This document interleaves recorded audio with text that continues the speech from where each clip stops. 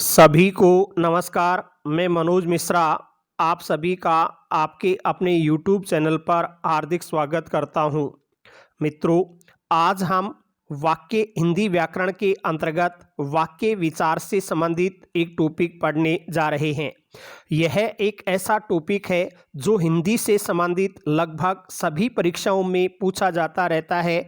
चाहे आप कोई प्रतियोगिता परीक्षा दे रहे हैं, जैसे pre BSTC, pre BEd, BSTC, BEd, Patwar, SI, REET, third grade की कोई भी एग्ज़ाम हो, या फिर second grade, first grade, PGT, PRT, DSSB, KVS, किसी भी प्रकार की प्रतियोगिता परीक्षा आप दे रहे हैं, या फिर विद्यालय स्तर, कॉलेज स्तर के छात्र भी हिंदी से संबंधित कोई परीक्षा दे रहे हैं, तो वाक्य से संबंधित कोई ना कोई प्रश्न अवश्य आ जाता है।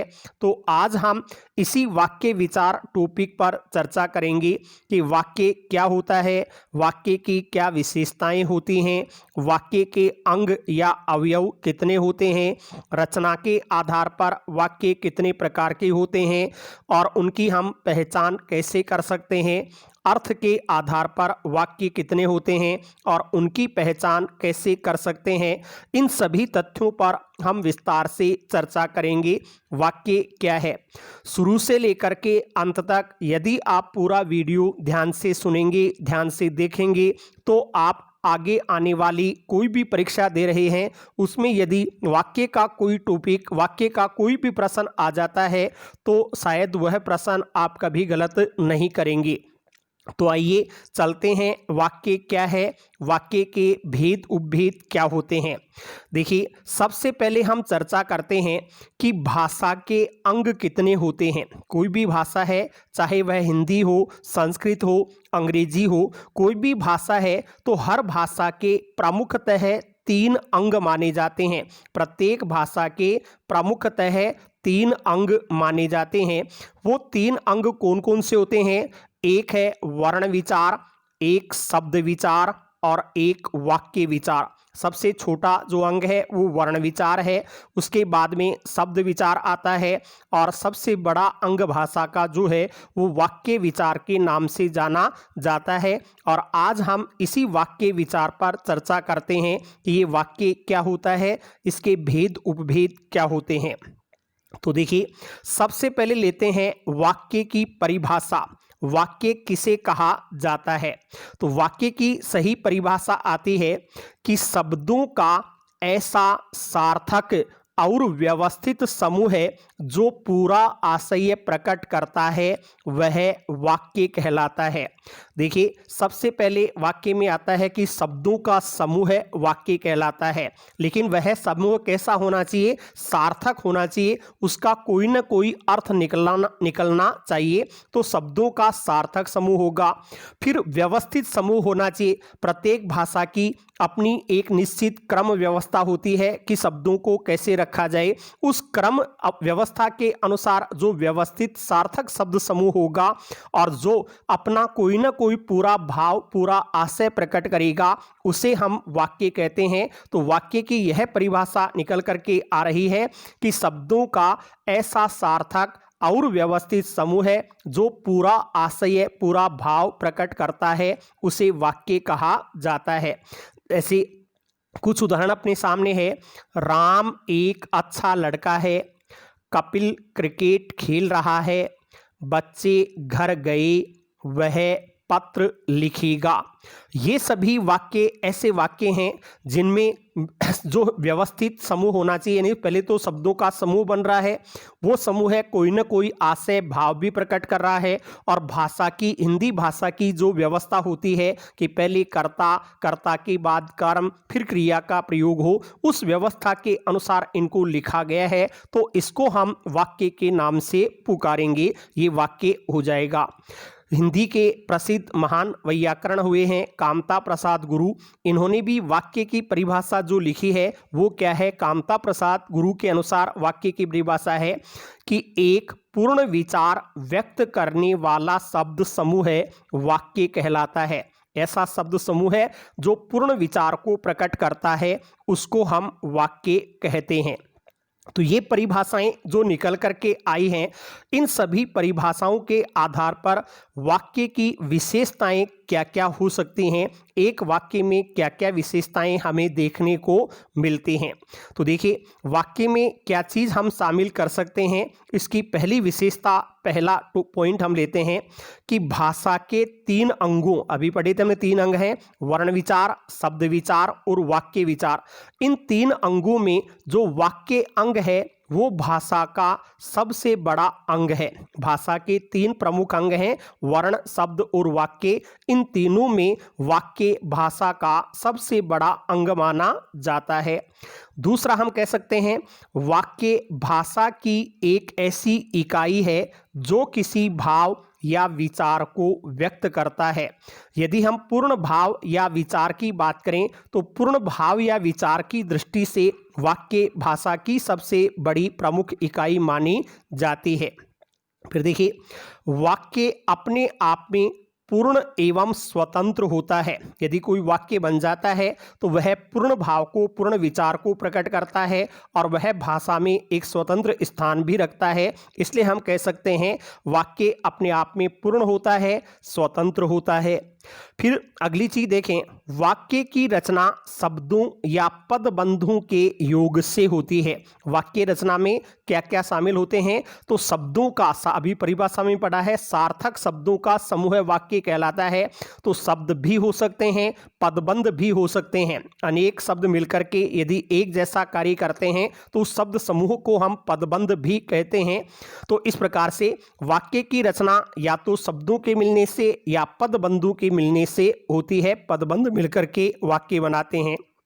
फिर देखिए, वाक्य में शब्द, यानी जो वाक्य में प्रयुक्त हो जाता है उसको पद भी कह सकते हैं।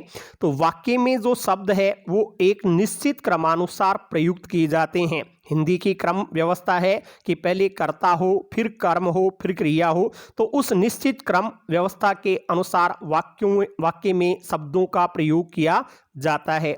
फिर है, वाक्य की रचना उद्देश्य और विधेय के योग से होती है। कोई भी वाक्य बनाते हम, उस वाक्य में एक उद्देश्य होता है, एक विधेय होता है। सामान्यतः जो कर्ता है, कर्ता को हम उद्देश्य कहते हैं और जो क्रिया है उस क्रिया को विधेय कहते हैं। तो वाक्य बनाने के लिए कर्ता और एक क्रिया का होना आवश्यक है, इनके योग से वाक्य बनता है।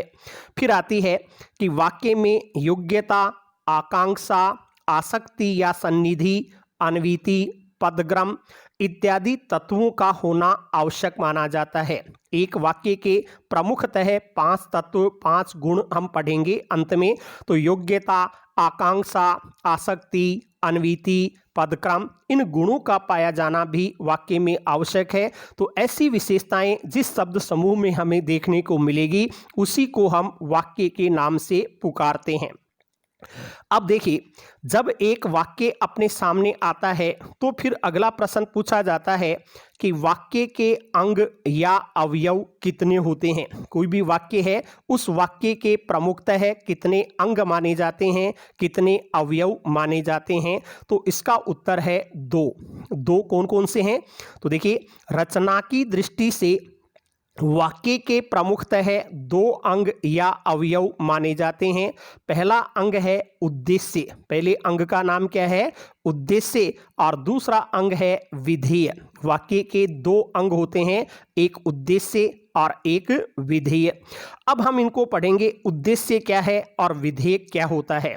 तो देखिए, सबसे पहले उद्देश्य किसे कहा जाता है, तो इसका उत्तर आता है, जिस वस्तु के विषय में कुछ कहा जाता है उसे सूचित करने वाले शब्दों को उद्देश्य कहा जाता है। कोई भी वस्तु, पदार्थ, व्यक्ति अपने सामने है, उस वस्तु के विषय में यदि कुछ कहा जाता है तो उसको सूचित करने वाला जो शब्द होगा उस शब्द को हम उद्देश्य कहते हैं। ये तो एक व्याकरण ग्रंथों के अनुसार परिभाषा हुई। अपने समझने के लिए क्या परिभाषा है कि सामान्यतः वाक्य के कर्ता एवं कर्ता को विस्तार देने वाले अन्य घटकों को ही इसमें विशेषण शब्द भी हो सकते हैं या विशेषण पदबंध भी हो सकते हैं। विशेषण या विशेषण पदबंध को उद्देश्य भाग में शामिल किया जाता है। तो देखिए उद्देश्य क्या है, सबसे पहले वाक्य में कर्ता यानी काम करने वाला कौन है, उस कर्ता को हम उद्देश्य मानेंगे। साथ ही साथ उस कर्ता की विशेषता बताने वाले, विस्तार करने वाले अन्य जितने भी शब्द आ रहे हैं वो विशेषण भी हो सकता है, विशेषण पदबंध भी हो सकता है। उस कर्ता को प्लस कर्ता के विस्तार करने वाले अन्य शब्दों को उद्देश्य के अंतर्गत, उद्देश्य भाग के अंतर्गत शामिल किया जाता है। फिर देखते हैं उद्देश्य भाग के भी पुनः दो उपभेद कर दिए जाते हैं। उद्देश्य जो होता है उसके भी हम पुनः दो भाग कर देंगे, दो भेद कर देंगे। दो भेद कौन कौन से माने जाएंगे, वो भेद आ सकते हैं। पहला है उद्देश्य, एक तो पहला उद्देश्य कह देंगे और दूसरा करेंगे उद्देश्य का विस्तार। उद्देश्य पहले कर्ता प्लस कर्ता का विस्तार करने वाले अन्य घटक उद्देश्य भाग में आते हैं। फिर इस उद्देश्य भाग के पुनः दो भेद किए जा रहे हैं। पहला वास्तविक उद्देश्य है, वो पहला भाग है, और दूसरा उद्देश्य का विस्तार नाम से दूसरा भाग इसका कर दिया जाता है। तो देखिए इन दोनों की पहचान कैसे करते हैं, दोनों में अंतर क्या है। पहले उद्देश्य तो क्या है, तो जो वाक्य का वास्तविक कर्ता है वो वास्तविक कर्ता ही उद्देश्य कहलाता है। वाक्य में जो भी वास्तविक कर्ता है उस वास्तविक कर्ता को हम उद्देश्य कहते हैं। कौन कौन से शब्द उद्देश्य में आ जाते हैं, तो उद्देश्य के रूप में कहीं संज्ञा, कहीं सर्वनाम, कहीं कहीं विशेषण शब्द भी। विशेषण मूलतः विशेषण होता है लेकिन वाक्य में वह संज्ञा के रूप में प्रयुक्त हो जाता है। तो संज्ञा, सर्वनाम, विशेषण या कोई वाक्यांश या कोई क्रियार्थक संज्ञा शब्द, ये ऐसे शब्द हैं जिनको हम वाक्य में उद्देश्य के रूप में प्रयुक्त कर देते हैं, कर्ता के रूप में इनका प्रयोग कर दिया जाता है।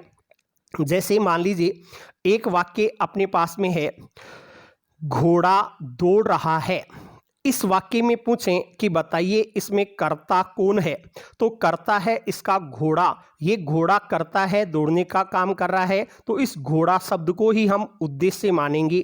और यह उद्देश्य जो घोड़ा है वो किस रूप में आया है, संज्ञा शब्द के रूप में आ रहा है। तो घोड़ा एक संज्ञा है, वाक्य में कर्ता के रूप में है, तो यहाँ इसको उद्देश्य माना जाएगा। तो ये उद्देश्य संज्ञा के रूप में प्रयुक्त हुआ।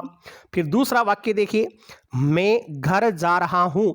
इस वाक्य में कर्ता कौन है, तो कर्ता है मैं कर्ता होने के कारण इसे हम उद्देश्य मान लेंगे। फिर इसमें देखें मैं की व्याकरणिक संज्ञा, व्याकरणिक कोटि क्या है, तो मैं शब्द सर्वनाम शब्द होता है, तो हम कह सकते हैं कि संज्ञा शब्द भी उद्देश्य में आ सकता है, तो सर्वनाम भी उद्देश्य के रूप में प्रयुक्त किया जा सकता है। फिर तीसरे वाक्य पर ध्यान दें, विद्वान सर्वत्र पूजा जाता है। इस वाक्य में कर्ता कौन है, तो कर्ता हम यहाँ विद्वान शब्द को ले सकते हैं। विद्वान की सभी जगह पूजा होती है। अब यहाँ देखें तो विद्वान जो शब्द है वो मूल रूप से तो विशेषण शब्द होता है। विद्वान व्यक्ति, तो विद्वान शब्द विशेषण हो गया, लेकिन यहाँ वाक्य में ये संज्ञा शब्द के रूप में प्रयुक्त हुआ है। संज्ञा के रूप में प्रयुक्त होने के कारण हम कह सकते हैं कि ऐसा विशेषण जो वाक्य में संज्ञा के रूप में आए वह भी उद्देश्य हो सकता है। तो संज्ञा भी उद्देश्य है, सर्वनाम भी उद्देश्य है, और संज्ञा के रूप में प्रयुक्त होने वाला विशेषण भी उद्देश्य के रूप में प्रयुक्त हो सकता है। फिर देखिए अगले वाक्य पर ध्यान दें, भाग्य भरोसे बैठे रहना आलस्यों का काम है। भाग्य भरोसे बैठे रहना आलस्यों का काम है। इस वाक्य में उद्देश्य कौन है, इस वाक्य में उद्देश्य कौन है, तो यहाँ एक वाक्यांश आ रहा अपने पास, भाग्य भरोसे बैठे रहना। इस वाक्यांश के अनुसार क्रिया अंत में आ रही है, तो इस भाग्य भरोसे बैठे रहना पूरे वाक्यांश को ही उद्देश्य के रूप में माना जाएगा। फिर देखिए एक वाक्य है, घूमना स्वास्थ्य के लिए लाभप्रद है। घूमना स्वास्थ्य के लिए लाभप्रद है। पूछा जाए इस वाक्य में उद्देश्य कौन है, तो यहां पर उद्देश्य यानी कर्ता कौन है, तो वो कर्ता है घूमना। इस घूमना के अनुसार होना क्रिया का प्रयोग अंत में है, तो घूमना यहाँ उद्देश्य रूप में माना जाएगा। और ऐसे उद्देश्य या ऐसे शब्दों को हम क्रियार्थक संज्ञा के नाम से पुकारते हैं। तो यहाँ घूमना क्रियार्थक संज्ञा है और वाक्य में यह उद्देश्य के रूप में प्रयुक्त हुआ है। तो कभी आपसे पूछा जाए कि उद्देश्य क्या होता है, तो उद्देश्य का मतलब है वास्तविक कर्ता। जो भी वास्तविक कर्ता है उस वास्तविक कर्ता को हम उद्देश्य कहते हैं। और यह वास्तविक जो कर्ता है उद्देश्य है वो संज्ञा के रूप में, सर्वनाम के रूप में या विशेषण संज्ञा की तरह प्रयुक्त होने वाला वाक्यांश के रूप में और क्रियार्थक संज्ञा के रूप में उद्देश्य का प्रयोग किया जा सकता है। तो अब चलें, उद्देश्य जब वास्तविक करता है तो फिर उद्देश्य का विस्तार क्या होता है, उद्देश्य विस्तार में किसको शामिल किया जाता है। तो हम कह सकते हैं कि उद्देश्य की विशेषता बतलाने वाले शब्दों को या शब्द समूह को उद्देश्य का विस्तार कहा जाता है। जो उद्देश्य की विशेषता बताता है वह शब्द या शब्द समूह हमेशा उद्देश्य विस्तार में शामिल किया जाएगा।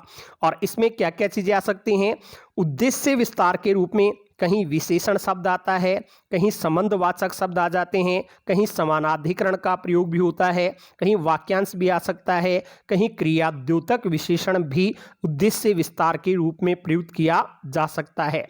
वो कैसे, तो देखिए कुछ वाक्यों के द्वारा इनको हम समझते हैं। एक वाक्य है, छोटा बच्चा दूध पी रहा था। छोटा बच्चा दूध पी रहा था। अब यहाँ हमसे पूछा जाए कि इस वाक्य में उद्देश्य कौन है। पहले तो उद्देश्य भाग पूछा जाए तब तो छोटा बच्चा ये पूरा का पूरा उद्देश्य भाग हो गया और दूध पी रहा था ये विधेय भाग होगा। अब इस उद्देश्य भाग के दो भेद हैं, एक उद्देश्य और एक उद्देश्य का विस्तार। तो उद्देश्य वास्तविक करता है तो वास्तविक करता तो है बच्चा, इस बच्चा को तो मानेंगे उद्देश्य। फिर बच्चे का विशेषण है छोटा, तो इस छोटा शब्द को क्या माना जाएगा, वो होगा उद्देश्य का विस्तार। बच्चा शब्द यहाँ उद्देश्य है और छोटा शब्द जो आया है वो उद्देश्य विस्तार के रूप में काम में लिया गया है। फिर देखिए एक वाक्य है, भारत के भूतपूर्व प्रधानमंत्री डॉक्टर मनमोहन सिंह महान अर्थशास्त्री थे। इस वाक्य में उद्देश्य कौन है, उद्देश्य का विस्तार कौन है। तो देखिए वास्तविक कर्ता है डॉक्टर मनमोहन सिंह, ये तो हो गया उद्देश्य। और इसकी विशेषता के रूप में शब्द आए हैं भारत के भूतपूर्व प्रधानमंत्री, तो इस वाक्यांश को इसको लिया जाएगा उद्देश्य का विस्तार। और इस विस्तार में भारत के ये संबंध को प्रकट कर रहा है, तो संबंधवाचक शब्द भी उद्देश्य विस्तार के रूप में काम में लिया जा सकता है। छोटा विशेषण था वो उद्देश्य का विस्तार हो गया, यहाँ भारत के भूतपूर्व प्रधानमंत्री ये उद्देश्य का विस्तार होगा। फिर है समानाधिकरण शब्द भी उद्देश्य विस्तार में शामिल होते हैं। जैसे एक वाक्य है, मुख्यमंत्री अशोक गहलोत ने कोरोना काल में जनता का समुचित नेतृत्व किया। इस वाक्य में उद्देश्य कौन है, उद्देश्य भाग अगर पूरा हम देखें तो पूरा उद्देश्य भाग है मुख्यमंत्री अशोक गहलोत ने, यहाँ तक का भाग उद्देश्य भाग होगा और शेष जो भाग है उसको विधेय भाग माना जाएगा। इस उद्देश्य भाग में अब पूछें कि इसमें भी बताइए उद्देश्य तो कौन है और उद्देश्य का विस्तार कौन है। तो यहाँ अशोक गहलोत ने ये तो वास्तविक करता है तो उद्देश्य होगा, और इसके पहले जो शब्द आया है मुख्यमंत्री, इसको हम समानाधिकरण के आधार पर मान लेंगे कि ये उद्देश्य का विस्तार है। तो यहाँ पर देखिए पूरे ऊपर वाले में प्रधानमंत्री मनमोहन सिंह, जो डॉक्टर मनमोहन सिंह उद्देश्य है और भारत के भूतपूर्व प्रधानमंत्री है वो उद्देश्य का विस्तार है। इसमें भी भारत के भूतपूर्व प्रधानमंत्री तक का भाग समानाधिकरण है और भारत के ये संबंध है। तो यहाँ भी अशोक गहलोत ने यह तो उद्देश्य है और मुख्यमंत्री है वो उसका उद्देश्य का विस्तार माना जाएगा। कहीं कहीं एक वाक्यांश है वो वाक्यांश भी उद्देश्य विस्तार के रूप में आ सकता है। जैसे एक वाक्य अपने पास में आ रहा है, वाक्य क्या है, रोजगार विहीन लोगों की दीन दशा से चिंतित नरेंद्र मोदी ने 20 लाख करोड़ का आर्थिक पैकेज दिया। अब यहाँ देखिए इस वाक्य में पूछा जाए कि उद्देश्य भाग तो कौन होगा और इसमें उद्देश्य का विस्तार क्या होगा। तो रोजगार विहीन लोगों की दीन दशा से चिंतित नरेंद्र मोदी ने, यहाँ तक का भाग तो उद्देश्य भाग होगा और शेष 20 लाख करोड़ का आर्थिक पैकेज दिया, ये विधेय भाग है। अब पूछा जाए उद्देश्य भाग में बताएं कि वास्तविक उद्देश्य कौन है। तो वास्तविक कर्ता है नरेंद्र मोदी ने, ये तो होगा उद्देश्य। और इससे पहले जो वाक्यांश आ रहा है रोजगार विहीन लोगों की दीन दशा से चिंतित, ये इनकी विशेषता के रूप में आ गया है, वाक्यांश के रूप में आया है, तो इसको हम उद्देश्य विस्तार भाग में शामिल करेंगे। नरेंद्र मोदी ने यह उद्देश्य है और रोजगार विहीन लोगों की दीन दशा से चिंतित, इसे उद्देश्य का विस्तार कहा जाएगा। कहीं कहीं पर क्रिया को प्रकट करने वाले विशेषण भी उद्देश्य विस्तार के रूप में आ जाते हैं। कैसे? देखिए, खिलते फूल सभी को अच्छे लगते हैं, खिलते फूल सभी को अच्छे लगते हैं, यह एक वाक्य है। बताएं इस वाक्य में उद्देश्य भाग कौन है, विधेय भाग कौन है? तो उद्देश्य भाग तो है खिलते फूल, ये उद्देश्य भाग कर्ता के रूप में है, और सभी को अच्छे लगते हैं, ये विधेय भाग है। अब इस उद्देश्य भाग में भी पूछ लिया जाए कि बताओ इसमें वास्तविक उद्देश्य कौन है और उद्देश्य का विस्तार कौन है? तो उद्देश्य पूछें तब तो उत्तर होगा फूल, तो यहाँ उद्देश्य है, तो फिर खिलते ये क्या है? तो इसको मानेंगे उद्देश्य का विस्तार। ये खिलते शब्द यहाँ विशेषण क्रिया के रूप में नहीं है, विशेषण के रूप में प्रकट हुआ है, तो ऐसे क्रिया द्योतक विशेषण भी विस्तार के रूप में प्रकट किए जा सकते हैं, प्रयुक्त किए जा सकते हैं। तो इस तरीके से आप इसमें समझेंगे कि वास्तविक कर्ता और कोई भी वाक्य है, उस वाक्य में कर्ता और कर्ता को विस्तार देने वाले अन्य शब्द उद्देश्य कहलाते हैं, उद्देश्य भाग में शामिल किए जाते हैं। फिर उस उद्देश्य भाग के भी दो उपभेद हो जाते हैं, एक उद्देश्य और दूसरा उद्देश्य का विस्तार। अब दोनों में अंतर कैसे करेंगे? तो वास्तविक कर्ता ले लो, जो भी वास्तविक कर्ता है वह उद्देश्य है, और उस कर्ता की विशेषता में अन्य जो शब्द आ रहे हैं उनको हम उद्देश्य विस्तार में ले लेते हैं। फिर देखिए विधेय क्या होता है? विधेय का मतलब है उद्देश्य के विषय में जो विधान किया जाता है उसे सूचित करने वाले शब्दों को विधेय कहते हैं। उद्देश्य जो करता था उसके विषय में जो कुछ भी विधान किया जाता है, जो भी कहा जाता है, उसे हम क्या कहते हैं? विधेय भाग में शामिल करते हैं। अपनी भाषा में इसको समझना चाहें तो हम क्या कहेंगे? तो उत्तर आता है सामान्यतः वाक्य में प्रयुक्त क्रिया एवं क्रिया को विस्तार देने वाले अन्य घटकों को विधेय भाग में शामिल किया जाता है। कि कोई भी वाक्य है, उस वाक्य में देखेंगे क्रिया कौन है और क्रिया को विस्तार देने वाले अन्य शब्द कौन से हैं, उन सभी को विधेय कहा जाता है। उद्देश्य की तरह विधेय भाग के भी पुनः दो उपभेद कर दिए जाते हैं। जैसे उद्देश्य के दो भेद आ रहे थे, एक उद्देश्य का विस्तार, वैसे विधेय के भी दो भेद हैं, एक विधेय और एक विधेय का विस्तार। विधेय कौन होगा? तो आप यूँ समझ लेंगे जो वास्तविक क्रिया है, उस वास्तविक क्रिया पद को तो हम विधेय कहेंगे, और उस क्रिया की विशेषता बताने वाले अन्य जो शब्द आते हैं, कहीं कहीं पर क्रिया विशेषण शब्द आ जाता है, कहीं अन्य कोई शब्द आ जाते हैं, उनको विधेय विस्तार में शामिल किया जाता है। तो देखिए इन दोनों को हम पढ़ते हैं, विधेय क्या है और विधेय का विस्तार क्या है। तो पहले विधेय, वाक्य में प्रयुक्त वास्तविक क्रियापद ही विधेय कहलाता है। कोई भी वाक्य है, उस वाक्य में वास्तविक क्रियापद कौन सा है, उस क्रियापद को हम विधेय कहते हैं। जैसे घोड़ा दौड़ रहा है, यह एक वाक्य है। इस वाक्य में घोड़ा तो हो गया उद्देश्य या कर्ता, और क्रियापद क्या है? दौड़ रहा है, ये क्रियापद है, तो इस क्रियापद को हम कहेंगे विधेय। ऐसे ही एक वाक्य आ गया, मैं घर जा रहा हूं। इस वाक्य में विधेय कौन है? तो क्रिया देखिए, क्रिया कौन है? जा रहा हूं, ये क्रियापद है, तो इस क्रियापद को ही विधेय कहा जाएगा। ऐसे विद्वान सर्वत्र पूजा जाता है, इस वाक्य में बताएं विधेय कौन है? तो इसका क्रियापद देख लीजिए, क्रियापद है पूजा जाता है, ये क्रियापद है वास्तविक क्रिया, इसी को विधेय कहेंगे। तो वाक्य में जो भी क्रियापद आ रहा है उस क्रियापद को ही विधेय कह दिया जाता है। फिर देखें विधेय का विस्तार किसे कहते हैं, विधेय का विस्तार क्या होता है? तो देखिए विधेय यानी क्रिया की विशेषता बताने वाले जो शब्द हैं उन शब्दों को ही विधेय का विस्तार नाम से पुकारा जाता है। अकेला क्रियापद है वो तो विधेय है, और उस क्रियापद की विशेषता में कोई भी पद आता है, शब्द आता है, पदबंध आता है, उसको हम विधेय विस्तार में शामिल करते हैं। ये भी अनेक प्रकार से प्रयुक्त हो सकते हैं। विधेय का विस्तार है वो कई रूपों में आता है। कैसे कैसे? जैसे मान लीजिए अगर किसी वाक्य में सकर्मक क्रिया आ रही है तो सकर्मक क्रिया में जो कर्म है और कर्म का कोई और विशेषण है तो उसको हम विधेय विस्तार में शामिल करेंगे। जैसे एक वाक्य है आपके सामने, माली ने खूब लाल बड़े बड़े और लाल लाल गुलाब तोड़े। माली ने खूब बड़े बड़े और लाल लाल गुलाब तोड़े।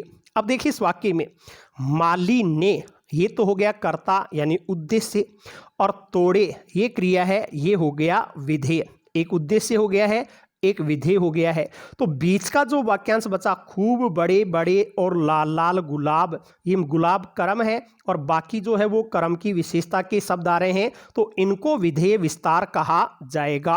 तो सकर्मक क्रिया यहाँ है। सकर्मक क्रिया में जो कर्म होता है उस कर्म को और कर्म के अन्य विशेषण हैं उनको विधेय का विस्तार नाम से पुकारा जाएगा, उस भाग में शामिल माना जाएगा। यदि किसी वाक्य में द्विकर्मक क्रिया आ रही है तो द्विकर्मक क्रिया में दोनों कर्म, जो प्रधान कर्म गौण कर्म दोनों हैं, दोनों कर्मों को और उनके विशेषण शब्द हैं तो उनको भी अपन विधेय विस्तार में शामिल कर देते हैं। जैसे एक वाक्य आपके सामने है, वह गरीब बच्चों को अच्छी पुस्तकें पढ़ाता है। वह गरीब बच्चों को अच्छी पुस्तकें पढ़ाता है। हम पूछें क्या पढ़ाता है? अच्छी पुस्तकें पढ़ाता है। किसको पढ़ाता है? गरीब बच्चों को पढ़ाता है। दो कर्म यहाँ हैं तो ये द्विकर्मक क्रिया है, पढ़ाता है। अब इसमें वह ये करता है तो ये उद्देश्य माना जाएगा, और पढ़ाता है ये क्रिया है तो इसको विधेय कहेंगे। अब बाकी जो बच गया, गरीब बच्चों को अच्छी पुस्तकें, इस पूरे के पूरे भाग को विधेय विस्तार नाम से पढ़ा जाता है, नाम से पुकारा जाता है। कहीं कहीं पूरक शब्द आ जाते हैं, अकर्मक क्रिया में इसका प्रयोग होता है, तो वो पूरक शब्द भी यदि वाक्य में है तो उसको भी विधेय विस्तार में शामिल करते हैं। जैसे एक वाक्य है, सभी बच्चे प्रतिभाशाली हैं। इस वाक्य में बताएं उद्देश्य कौन है, विधेय कौन है? तो यहाँ वास्तविक करता है बच्चे, इस बच्चे को तो कहेंगे उद्देश्य, और इसकी विशेषता में आया सभी, ये होगा उद्देश्य का विस्तार। बच्चे उद्देश्य, सभी उद्देश्य का विस्तार। और क्रियापद है तो इस क्रियापद को क्या कहेंगे? इसको कहेंगे विधेय। और इसकी विशेषता में आया प्रतिभाशाली तो इसको कहेंगे विधेय का विस्तार। ये पूरक शब्द के रूप में आ गया, मूलतः विशेषण शब्द है, यहाँ इसे पूरक शब्द के रूप में वाक्य में लिखा गया है, तो पूरक शब्द भी विधेय विस्तार में आ जाता है। फिर कहीं पूर्वकालिक क्रियापद आ रहा हो तो उस पूर्वकालिक क्रियापद को भी अपन किस में शामिल करते हैं? पूर्वकालिक क्रियापद भी विधेय विस्तार में आ जाता है। जैसे बच्चा दूध पीकर सो गया, इसमें उद्देश्य कौन है? तो उत्तर होगा बच्चा करता है, ये उद्देश्य है। फिर पूछें कि इसमें विधेय कौन है? तो सो गया ये क्रियापद है, ये विधेय है। बाकी जो बच गया दूध पीकर, इसको अपन विधेय का विस्तार कहेंगे। यहाँ जो पीकर है वो पूर्वकालिक कृदंत है, पूर्वकालिक क्रियापद के रूप में प्रयुक्त हुआ है। फिर देखिए तात्कालिक क्रियापद आ जाए, तात्कालिक कृदंत क्रिया आ जाए तो उसको भी हम विधेय विस्तार में शामिल करेंगे। जैसे बच्चा दूध पीते ही सो गया। बच्चा दूध पीते ही सो गया, इसमें बच्चा क्या है? तो बच्चा है उद्देश्य। फिर विधेय कौन है?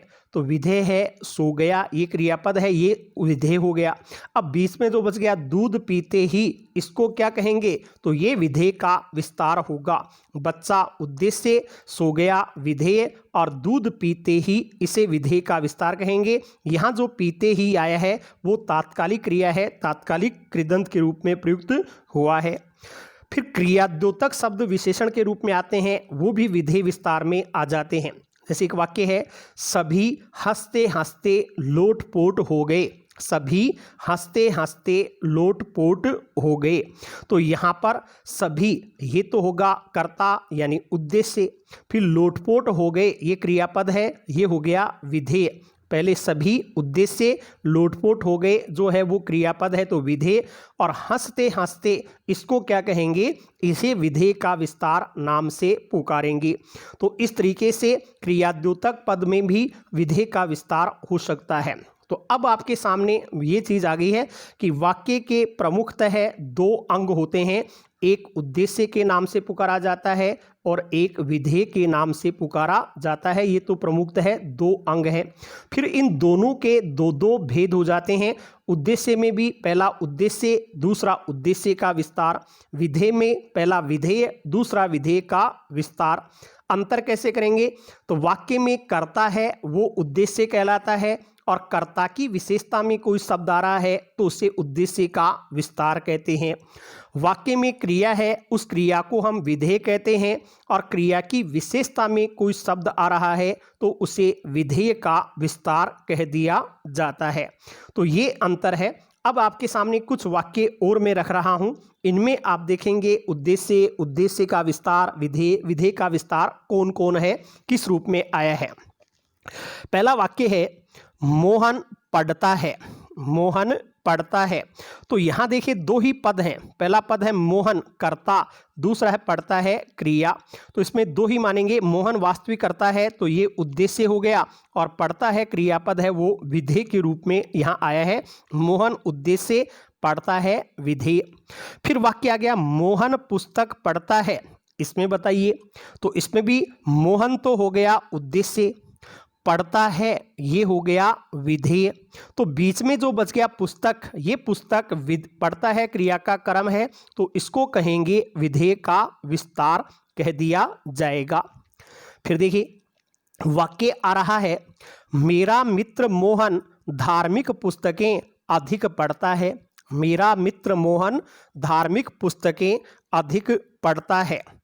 इस वाक्य में बताए क्या आ रहा है, तो वही चीज, मोहन वास्तविक करता है वो तो हो गया उद्देश्य, और पढ़ता है ये हो गया विधेय। मोहन उद्देश्य, पढ़ता है विधेय।